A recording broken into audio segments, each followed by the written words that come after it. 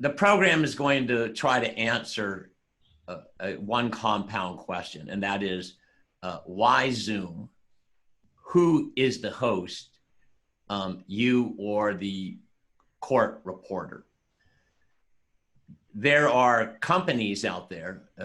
There's actually an increasing number. There's technology companies getting involved now, and they are Uberizing court reporting.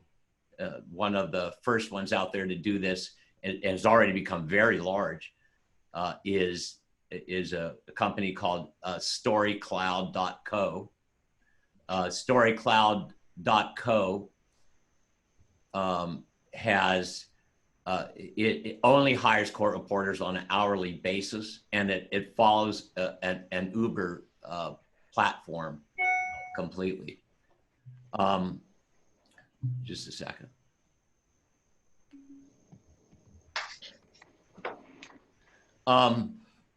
And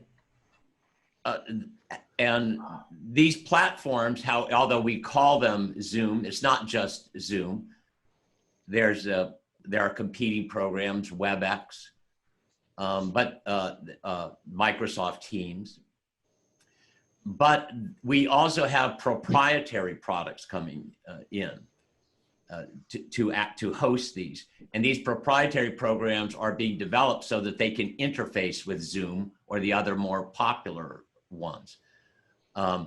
So StoryCloud.co has developed their own proprietary software, but so have court reporting companies, the large national ones. Planet Depot has, Veritex, of course, has, and Veritex is very prominently used. Jane Rose reporting. And all of them are now advertising that they will run your Zoom deposition for you. And when you cede the control, the hosting position to another entity, you lose all kinds of controls.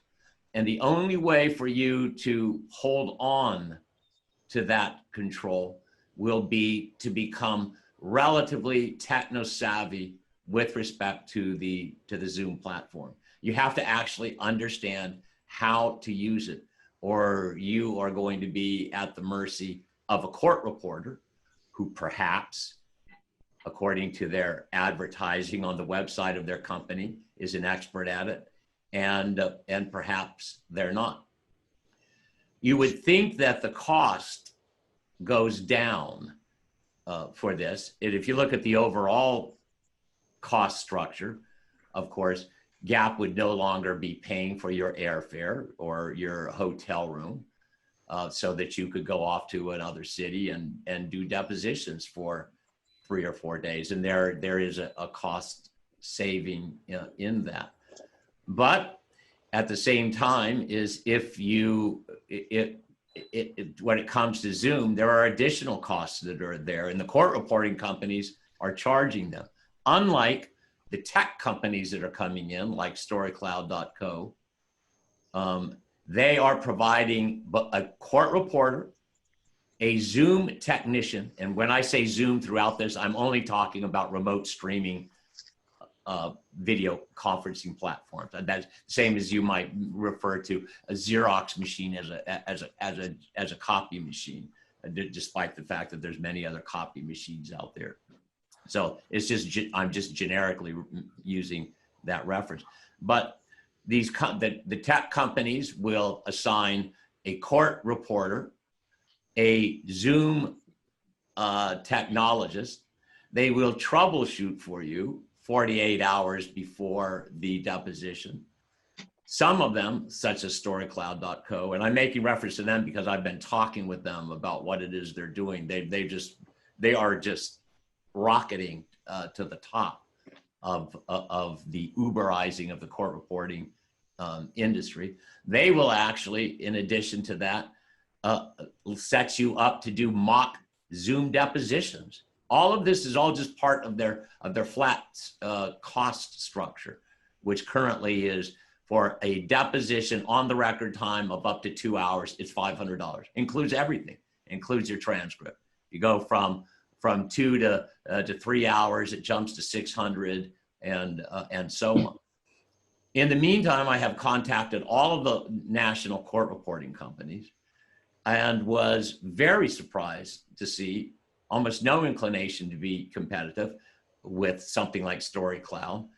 And it may very well be because they're not aware yet of what is going on. All of this is happening very quickly.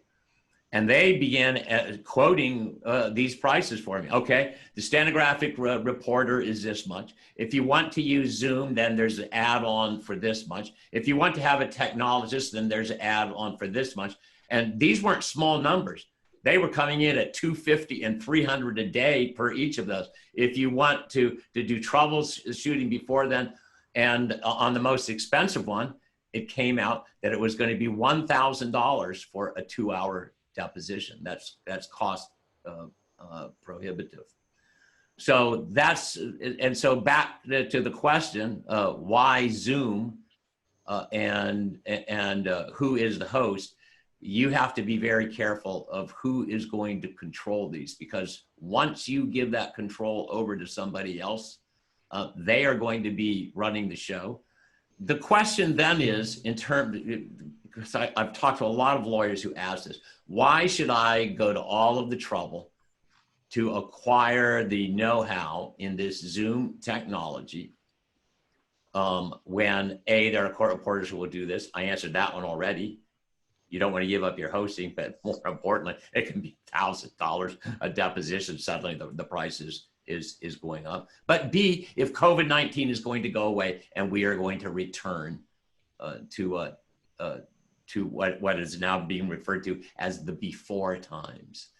And the answer to that has already been provided to us, because 2 of the nation's largest court systems now, who began using, who decided they weren't going to be hobbled by this, they began doing jury selection via Zoom.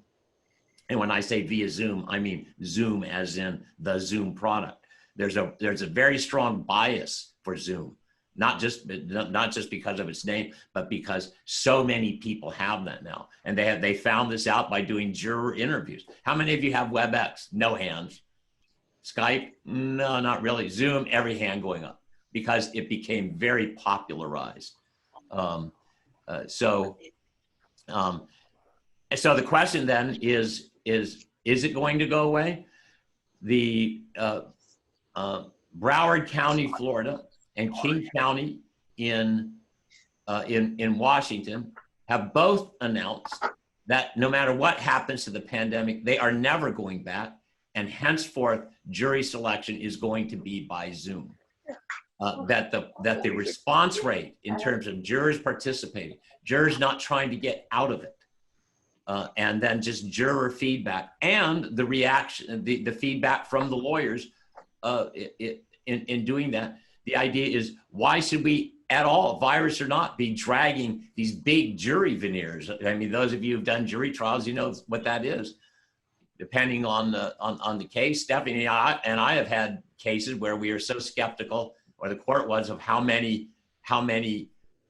jurors we were going to need, just like filled up the courtroom, the whole gallery, people standing in the halls, 50, 60, 70 of them.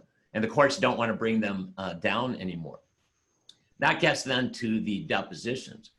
What is there are lawyers, including me and including Stephanie, who are going to be resistant to having to go back out on the road and do these depositions if they can be done by Zoom, unless the depositions are being held in Honolulu, New York City, or San Francisco.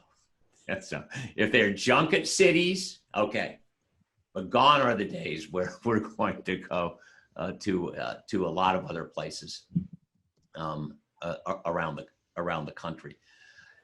My prediction is, and Stephanie's presentation is going to show you, that in fact, you pretty well will be able to coerce Zoom depositions. She's going to go over with you the case law where people have resisted, said no. People demanded that it be in person. People demanded to wait until COVID-19 was over. And as I understand it, Stephanie's going to tell you that the trend really is moving towards you will participate in Zoom depositions, and you will be ready for these Zoom depositions.